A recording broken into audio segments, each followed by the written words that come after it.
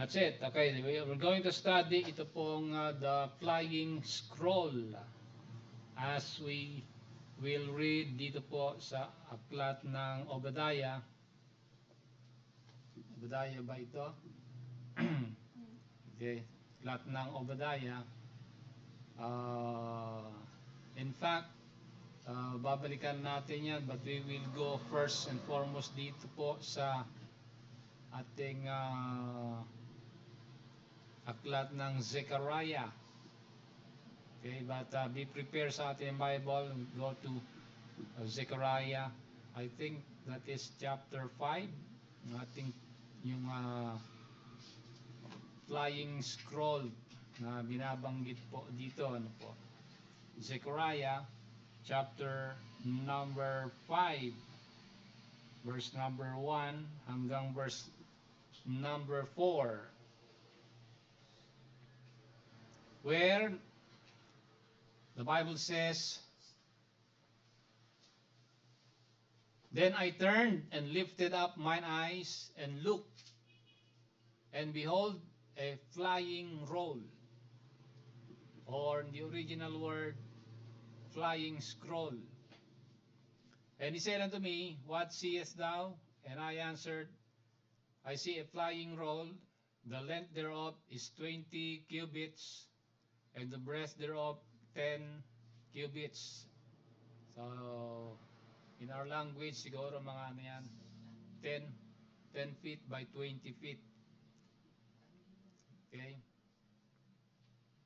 2 dimension. "And he said unto me, This is the curse that goeth forth over the face of the whole earth, for everyone that stealeth shall be cut off as of this side according to it, and everyone that sweareth shall be cut off as on that side according to it. And I will bring it forth, said the Lord of hosts, and it shall enter into the house of the thief, and into the house of him that sweareth falsely by my name, and it shall remain in the midst of his house, and shall consume it with the timber thereof and the stones thereof." So, quick background dito po sa Zechariah chapter 5, 1 to 4. You can see here a two-dimensional study of an object 10 by 20 cubits dito po sa verse number 2, representing, as mentioned sa verse number 3, two abominable practices of men throughout the whole earth, sabi po diyan sa verse number 3. Now, the two in verse number 2, two dimension ang object. The scroll has two dimension, the breadth and its length thereof, sabi po diyan sa verse number 2. Okay, the length and the breadth thereof were 10 and 20 cubits respectively. So, two dimension, duality of the message dito po throughout the Bible, pattern in the scripture, makita po natin yan all the way to the book of Genesis, when God provided redemption to humanity. That was the first dimension. The second dimension was, or the second purpose was mentioned there, that God might crush the head of the serpent. Now, fast forward sa Genesis chapter 10 hanggang chapter 11,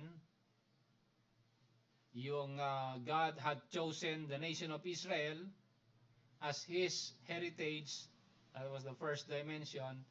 And then the rest of the world, the second dimension. Ano po? So that throughout the Bible, ito pong practice po ng God giving a message to humanity is always on a two-way split. Ano po? Dito po sa Book of Zechariah, yung scroll representing the message of the Lord, containing whatever the message of the Lord, has two dimension, imploring. Ito pong sa verse number 3, two abominable sin of humanity, which are, sabi sa verse number 3, one that stealeth. Okay, so if you take something from a person, stealing property, life, whatever, categorized po as stealing. Ano po? And one that sweareth falsely on the name of God. Okay, so that is the second dimension na napapag-aralan natin sa verse number 3. Now take note, ano po, ito pong Zechariah chapter 5 ay highly symbolic, metaphorical, and meron pong color of simile. So, a flying roll, a flying scroll sa verse number 1 with two dimension sa verse number 2, okay, breadth and the length thereof, and sa verse number 3, two abominable sin, ano po, that goeth forth over the face of the whole earth. Sabi po diyan, ano po. So, humanity, man's depravity is categorized and explained po dito sa the one that stealeth and one that sweareth falsely on the name of God. Okay.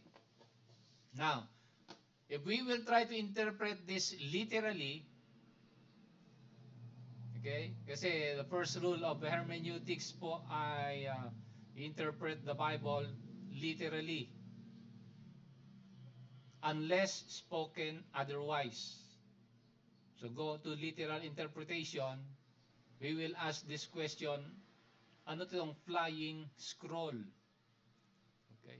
Meron bang flying scroll? Obviously, wala. So this is a figure of speech. Ibig sabihin, ano po, walang flying scroll. A scroll that has two dimension. Meron bang ilan ba dimension ng scroll?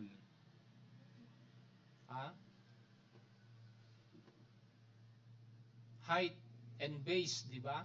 Meron bang 3 dimension? So, two-dimensional object, sabi sa verse number 2. Okay, in mathematics, if we will try to plot an object with two dimension,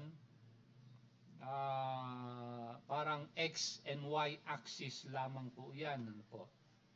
Okay, so two dimension na wala pong isang kulang ng isa, ano po, to make it as a cube or a square or something else, a polygon, ano po. Pero ito po ay two dimension representing itong dalawang klaseng kasalanan ng tao that goeth forth throughout the whole earth. Sabi po dyan, ano po. Now, the problem is, dito po sa verse number 4, meron tayong clue. If this is a flying scroll that has the ability to what? Number 1, dito po, ang clue natin, ano po, sa verse number 4, tinanong natin, the last portion, ito po sa last portion ng Zechariah 5, verse number 4, it shall remain, it, referring to the scroll, it shall remain in the midst of his house, and shall consume it. The scroll will consume the house with the timber thereof and the stones thereof. So, isipin natin, ano yung puwersa na nakakatunaw ng kahoy o timber at saka mga bato. So, if this is a flying scroll, ang primary ability niya, ang primary force niya ay it has the ability to melt timber and stone.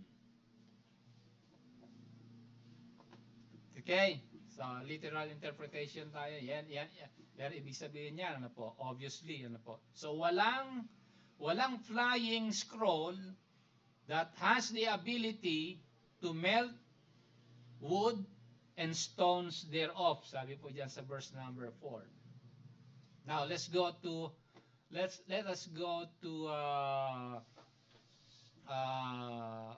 sandali, mamaya na. Let us go to sa ating mga slides po natin. And meron tayong puntahan natin itong website na ito. Okay?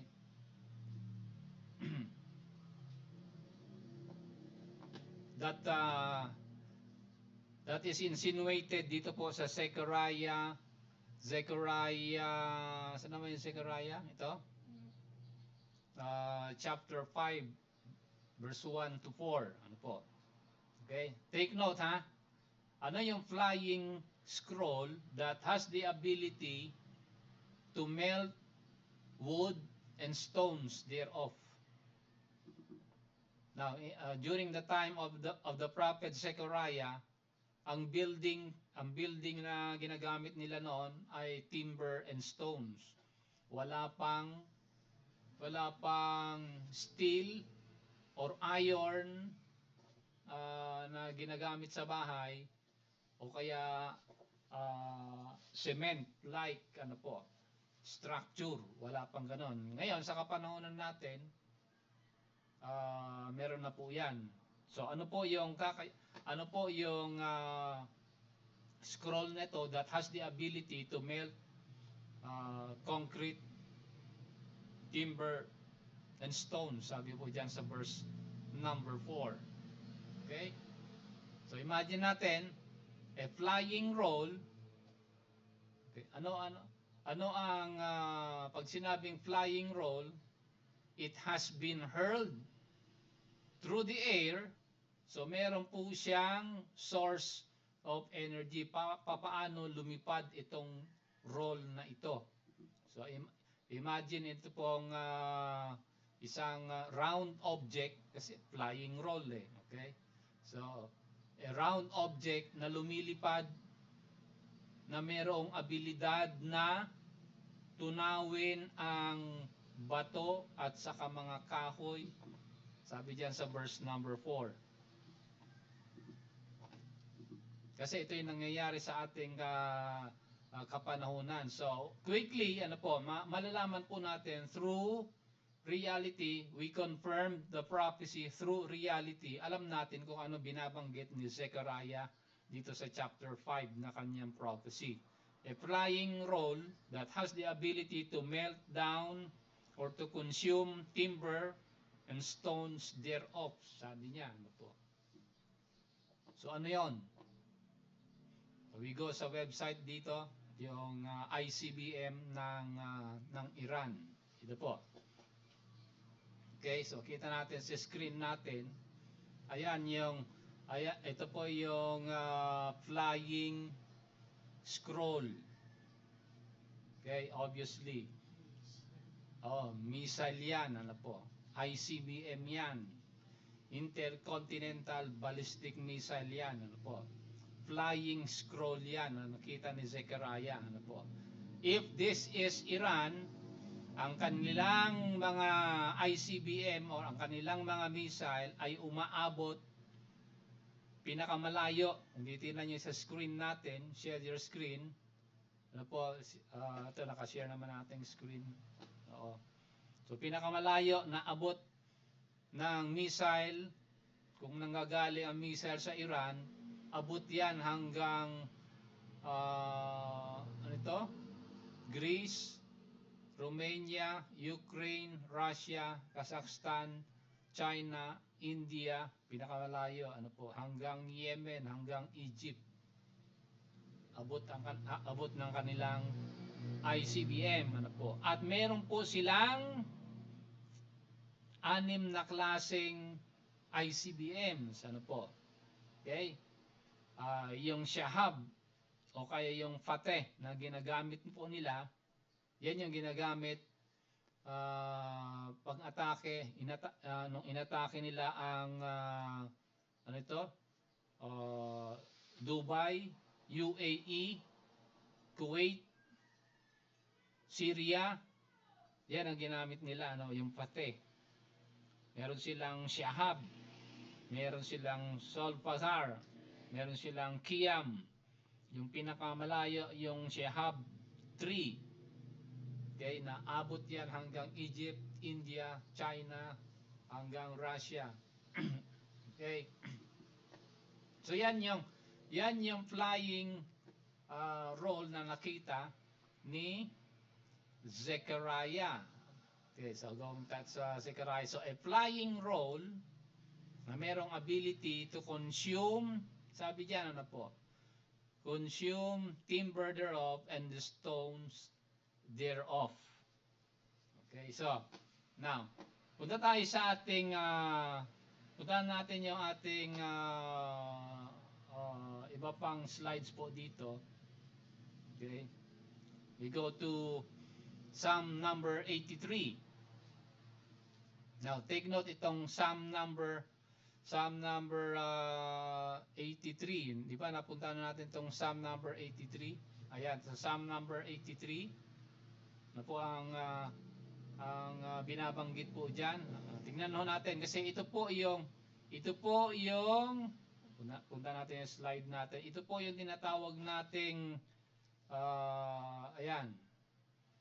Ito yung tinatawag nating Psalm 83 war or the inner circle, ano po. Meron pong outer circle po 'yan that involve itong mga malalayong bansa. Ayan, predicted by Ezekiel 38 and 39.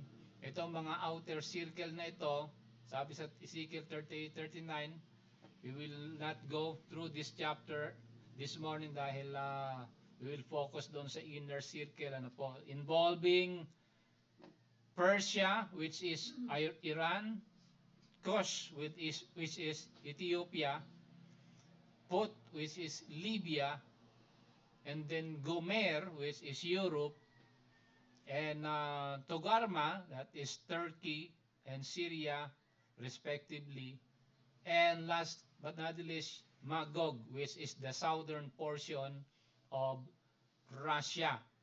Okay? But ito pong Psalm number 83 involves itong mga forces that surrounds itong mga immediate surrounding ng nation of Israel. Ano po? Binabanggit po diyan. Sabi sa Psalm number 83, nakita po natin sa ating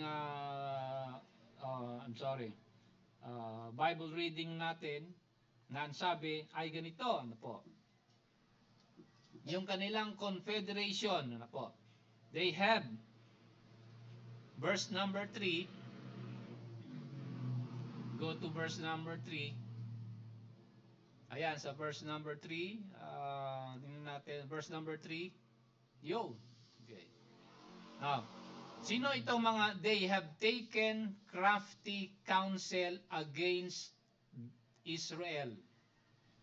Sino itong mga they have taken crafty counsel? So, throughout sa Middle East, hindi po naaalis po yan yung peace treaty na tinatawag.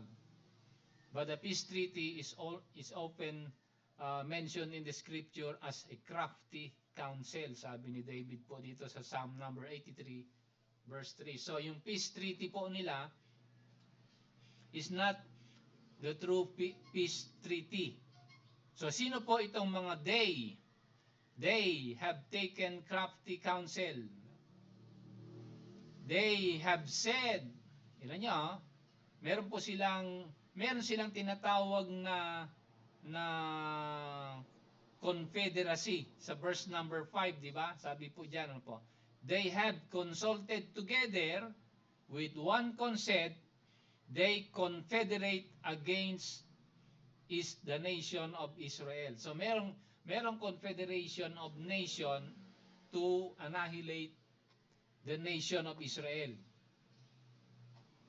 Tingnan na, ito po yung Psalm 83 war na different sa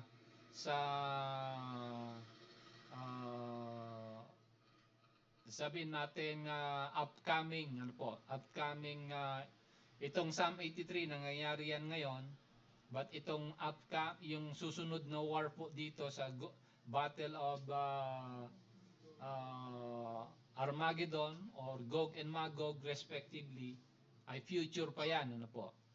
Okay? So ito yung mga kaganapan sa paligid ng Israel. So meron silang confederation. Meron silang samahan, ano po. Okay? Now, right now meron pong right now ang sabihin nating Jordan, sino pa ito?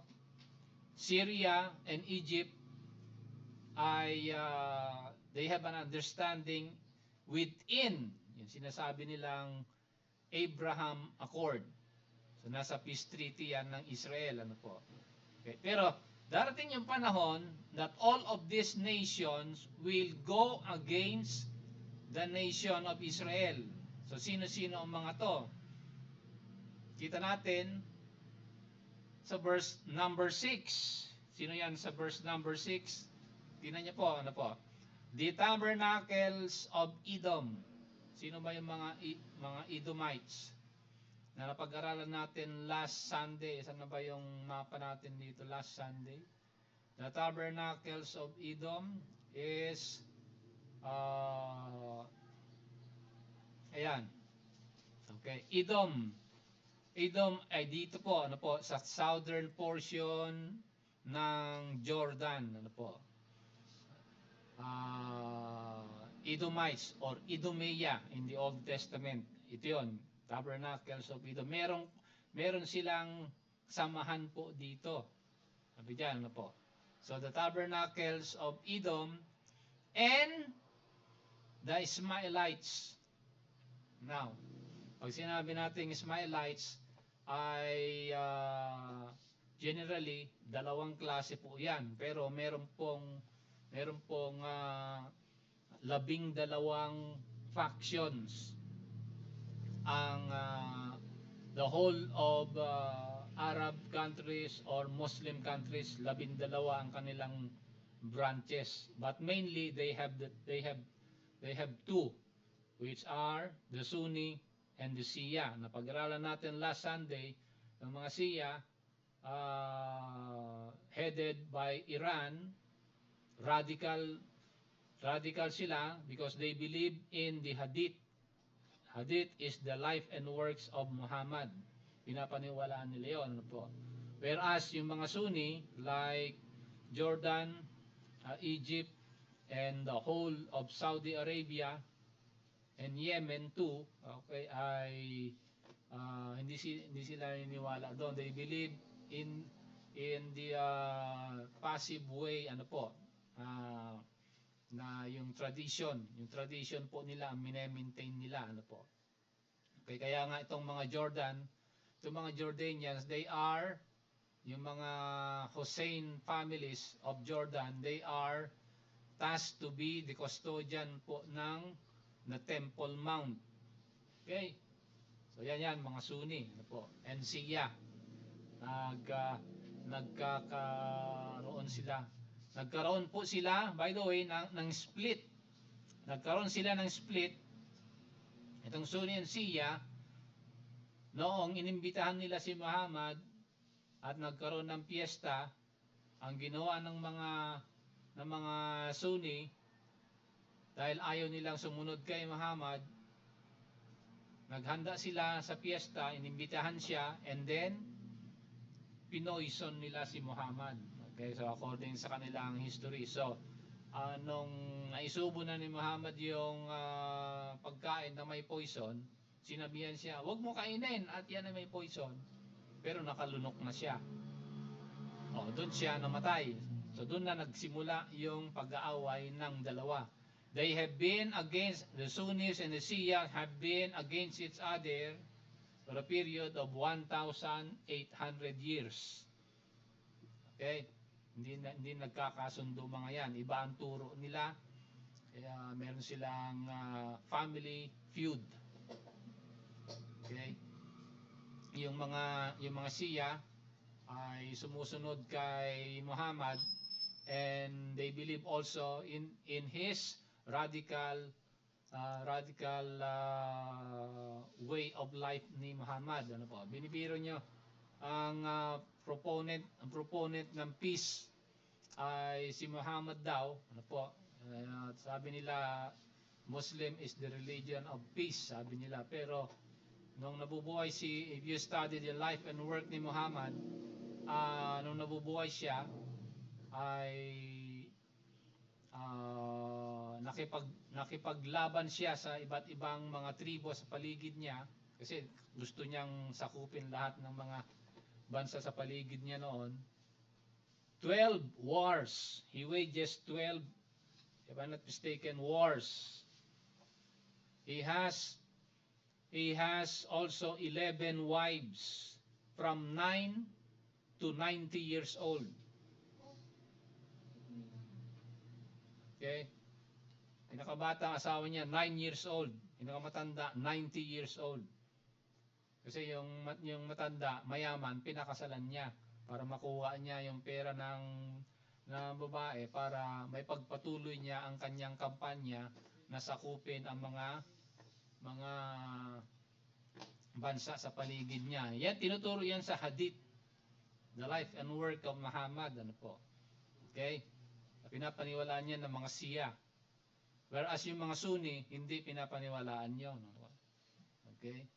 So, nagkaroon sila ng hidwaan. So, the Ismailites, so alam na natin kung sino-sino mga yan, darating ang panahon, kahit na magkalaban itong Sunni and Shia, darating yung panahon na itong Sunni and Shia magkakaisa. Okay, kasi this is a general statement by Psalm 83 na itong pag sinabing Ismailites ay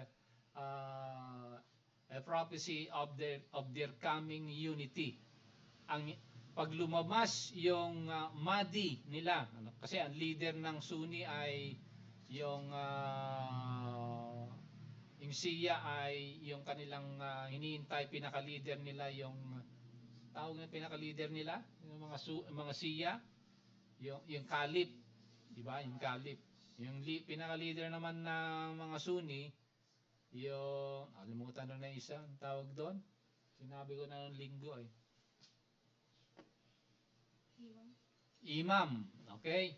Pero darating yung panahon na itong imam and itong caliph and imam mag-unite sila. They are, all of them, itong dalawang faction na to, they are waiting of the coming of their Mahdi na tinatawag. Ano mo? The Mahdi. So pag lumabas yung Mahdi nila, he will unite the Sunni and the Shia. Then, they will attack Israel. So, the tabernacles of Edom and the Ismailites and of Moab and the Hagarines, or itong mga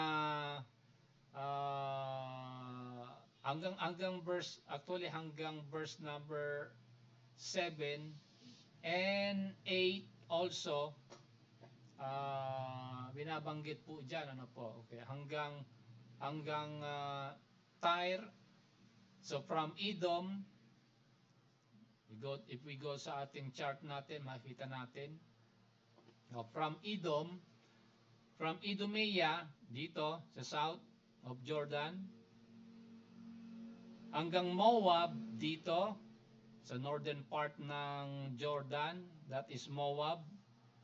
Okay? And then yung mga Hagarines, Saan na ba yung chart natin dito?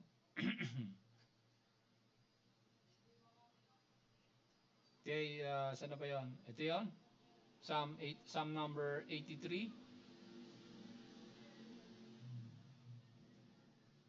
Hindi, ito, coming war yan. Ito.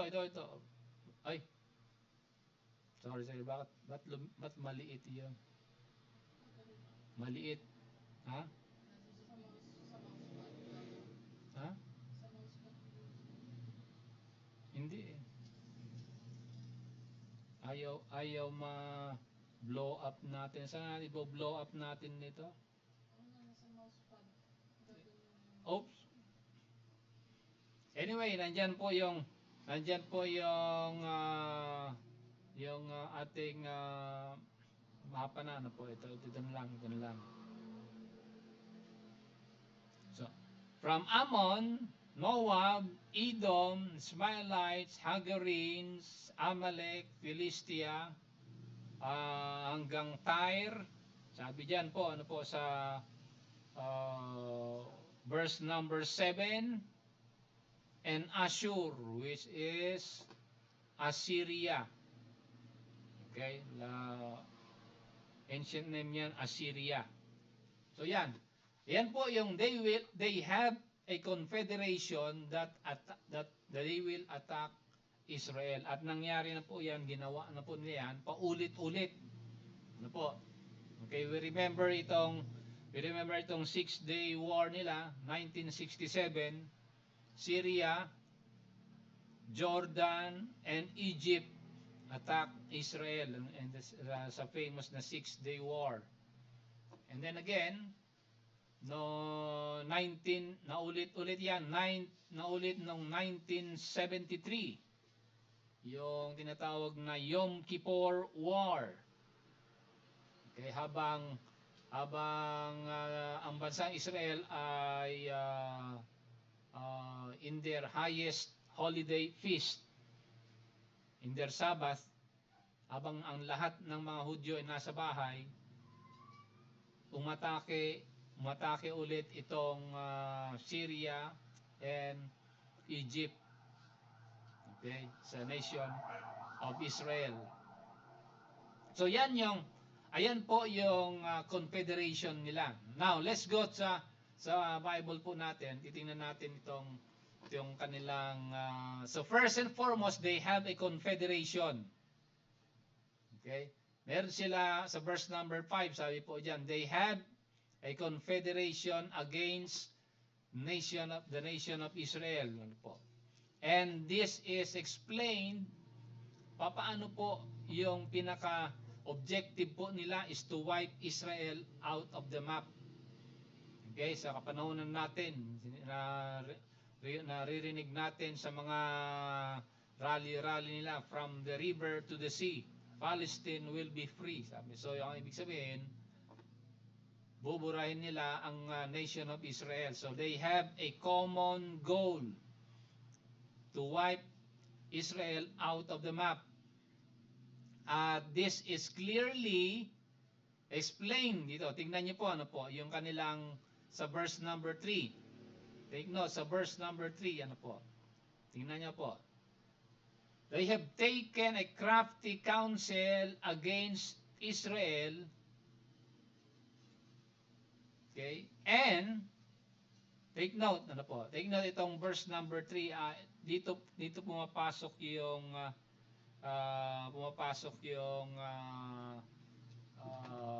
mga supporters ng nation of Israel.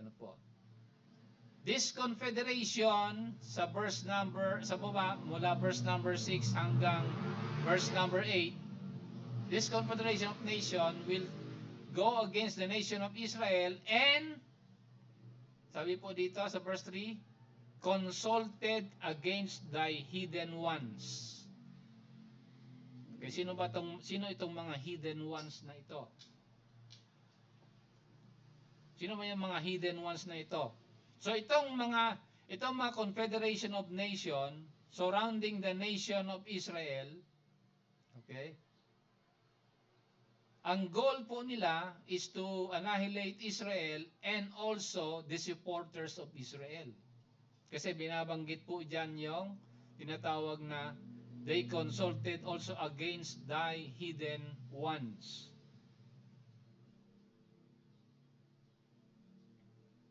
Now, sa lingwahe sa bansang Israel, itong mga thy people dito, that is the nation of Israel or the Saturday people, and this nation will not only go against the Saturday people or the observance of the Sabbath, that this confederation will also go against the Sunday people, yung mga supporters ng ating Panginoon, ano po. So tingnan niyo na po. Yan po yung kanilang goal. So, they will not only attack the nation of Israel, and after Israel is defeated and Israel will be defeated pagdating ng Antichrist. Okay, masasakop sila. Pag nasakop na ng Antichrist ang Israel, sasakupin din ng Antichrist ang mga Kristiyano. Okay? Sabi diyan, they have consulted against the hidden ones. Sabi po diyan, mga kapatid. Ano po? But take note. Ang sabi ng Panginoon, referring itong mga hidden ones na ito, yung mga believers, ang sabi ng Panginoon sa Psalm 27, let's go to Psalm 27, verse number 5. Bible says, okay, tingnan nyo ha, for the time of trouble, he shall hide me in his pavilion. Or the time of trouble or the great tribulation. He shall hide me in his pavilion, in the secret of his tabernacle shall he hide me. He shall set me up upon the rock. Now, this is referring to the faithful Israelites or to the believers of the Lord. Ano po? Okay? So, sabi nga natin kanina, dual purpose ang ginagawa ng ating Panginoon. 33. Ano yan? 27 verse 5. Chapter 31 verse number 20 also says, ito, ano po? Thou shalt hide them in the secret of thy presence from the pride man, or from the Antichrist. Thou shalt keep them secretly in a pavilion from the strife of tongues. Okay? So, yan yung Psalm 31.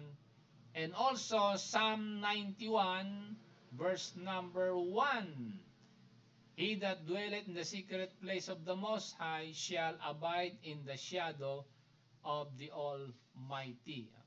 Now, this is referred to by the Apostle Paul in the New Testament sa Colossians chapter number 3, verse 3. Tignan nyo, sabi ni Apostle Paul, ano po? For ye are dead, and your life is hid with Christ in God. Sabi po diyan. So yan yung mga preservation ng Panginoon sa kanyang mga hidden ones na binabanggit dito sa Psalm 83 verse number 3. Oh, 83 ba ito? Saan naman? Let's go back to 83 verse number 3. Okay. They have taken crafty counsel against thy people and consulted against thy hidden ones. Sabi po diyan. So, kita natin diyan yung Great Tribulation period. Ano po? The Antichrist will not only attack the nation of Israel, but will also attack itong mga hidden ones po na ito. Ano po? Okay. So, yan. At ang kanilang overwhelming statement sa verse number 4, ang sabi nila, they said, come, let us cut them off from being a nation. that the name of Israel may be no more in remembrance. Okay, so yan. Yan yung Old Testament way of saying, from the river to the sea, Palestine will be free. Okay, so ibig sabihin ito pong group, ito pong movement that go against the nation of Israel, itong anti-Semitic language ng mundo ngayon ay magkakaroon ng full-blown explosion during the time of the Antichrist. Ano po? Okay, so kita po natin yan. Kaya nga sa kanilang mga rally, ano po, naririnig natin, ano po, na Israel is the small Satan, America is the big Satan. Yan sabi ng mga radical na siya. Okay. So, puntahan natin itong similar statement nakita natin dito po sa Psalm 83. Ano po? Ano ang gagawin ng Panginoon sa mga bansa na nasa paligid? Okay? Anong gagawin ng Panginoon dito sa kanila? Anong gagawin ng Panginoon dito sa mga from Edom hanggang sa Assyria? Okay? Assur or Assyria. Ayan. Okay. Puntan natin itong binabanggit dito saan na ba yun? Aklat ng Isaiah 17, verse number 1. Let's go to Isaiah 17, verse number 1. Dito na nga para mas mabilis. Isaiah 17, verse number 1. Okay. A prophecy.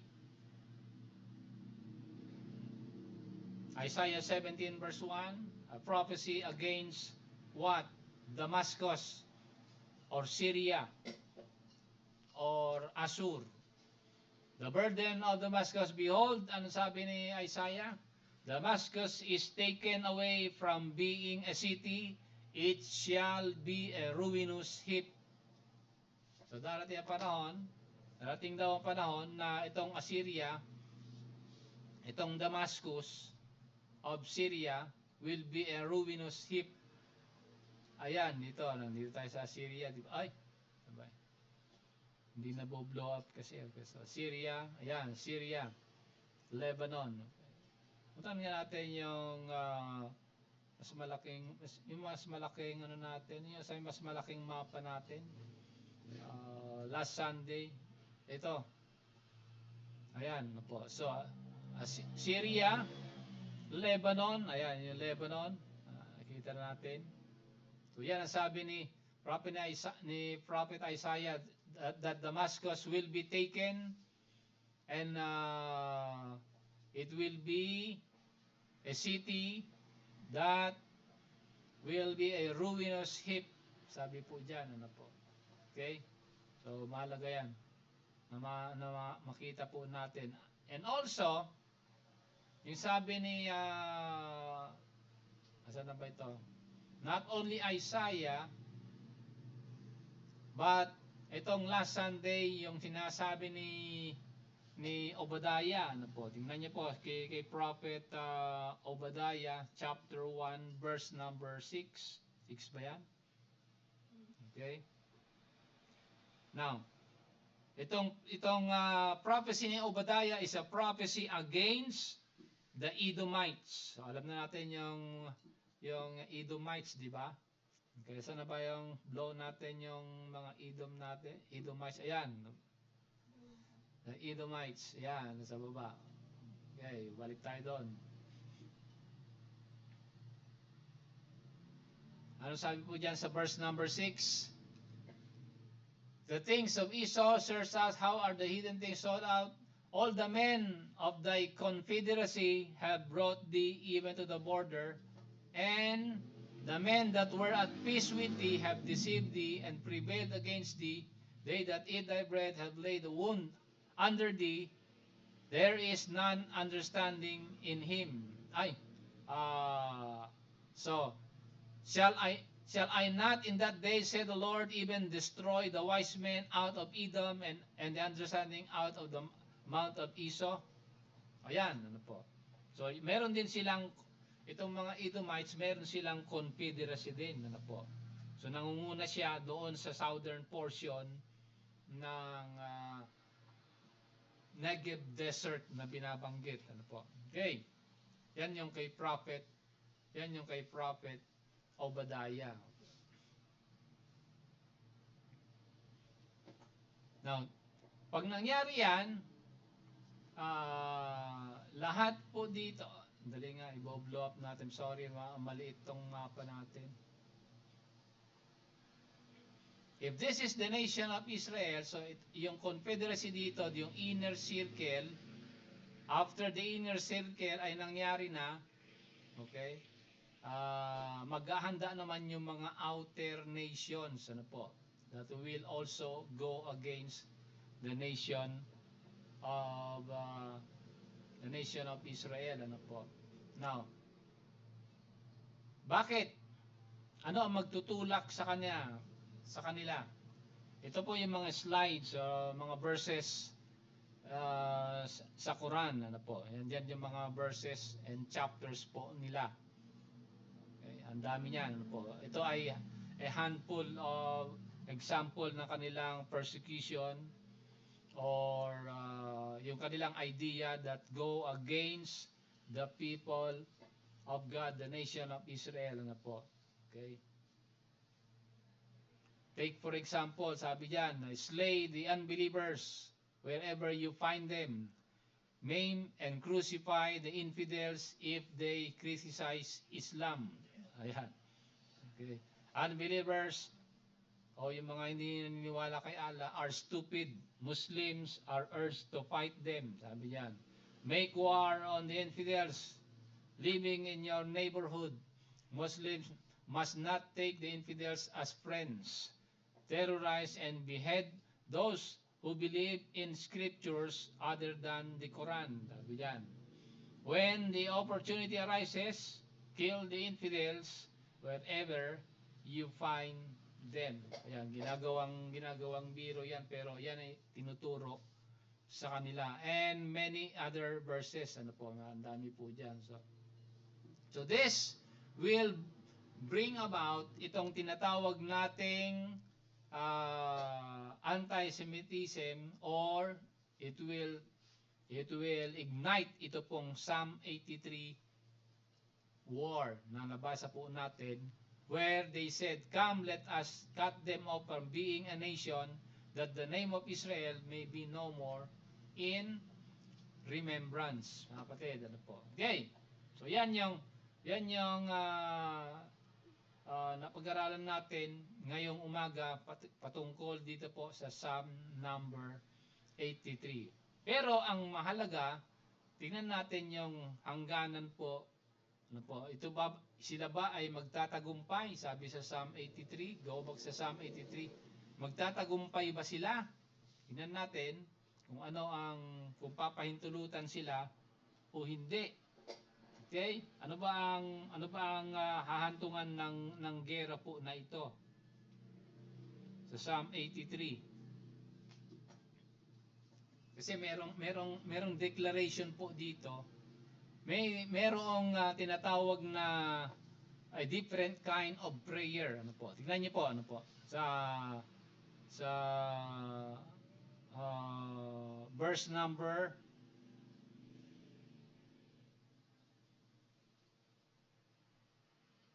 saan na ba yun? Sa verse number 9. Ito, tingnan nyo sa verse number 9. Ano po? Okay. Ito yung imprecatory prayer.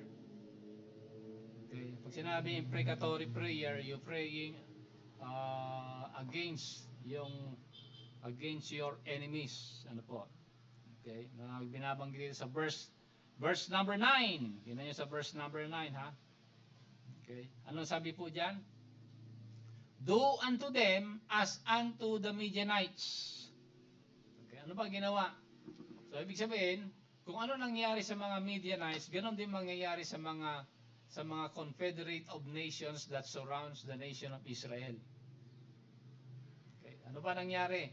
Ano ba nangyari sa mga Midianites? To give you an example, dito po ano nangyari sa kanila? Ano po?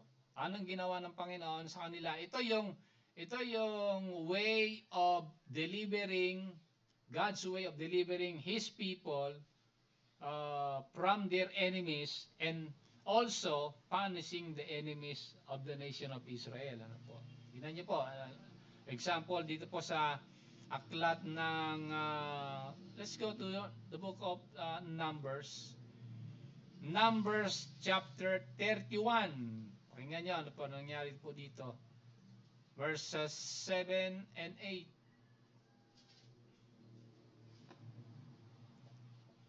Okay? And the nation of Israel warred against the Midianites as the Lord commanded Moses, and they slew all the males. So, they slew all the males of the Midianites. Saan ba yung Midianites na ito? Saan ba yung Midian? Ha? Sino ba itong mga Midianites na ito? Ha? Tingnan nga natin. Ang sabi diyan sa tingnan natin sa Google Map natin. Go to Numbers chapter 31 yun, di ba? 31 verse 7 and 8.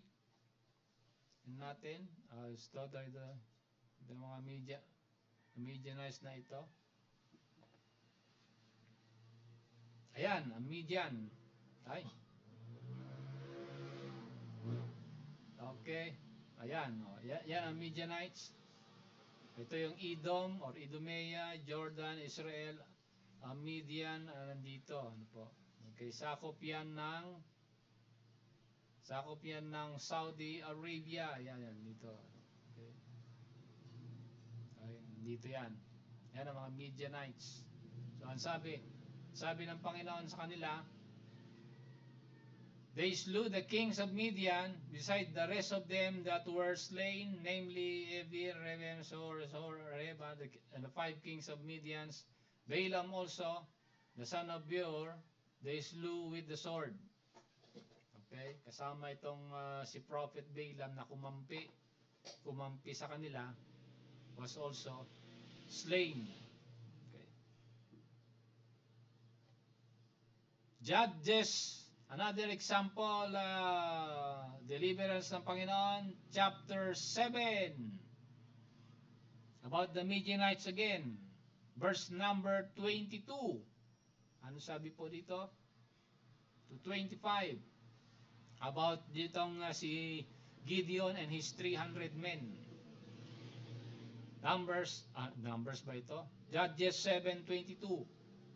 Hanggang 25. And the 300 blew trumpets, and the Lord set every man's sword against his fellow, even throughout all the host.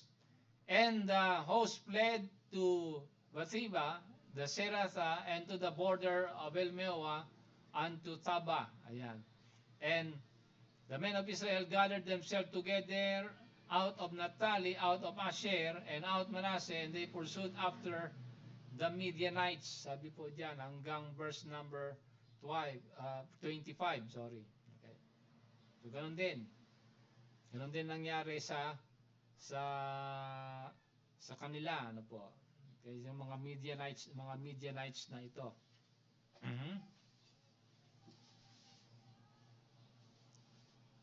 So yan, do unto them as unto the Midianites. Kung ano nangyari sa mga Midianites, ay ganun din ang mangyayari sa mga confederate nations, itong mga inner circle, itong mga surrounding nations, nearby nations of the nation of Israel. Ganun din ang mangyayari sa mga Midianites na ito. Ano po? Okay? Kaya kita natin yan yung prophecy na hindi sila magtatagumpay, ano po. At ganun din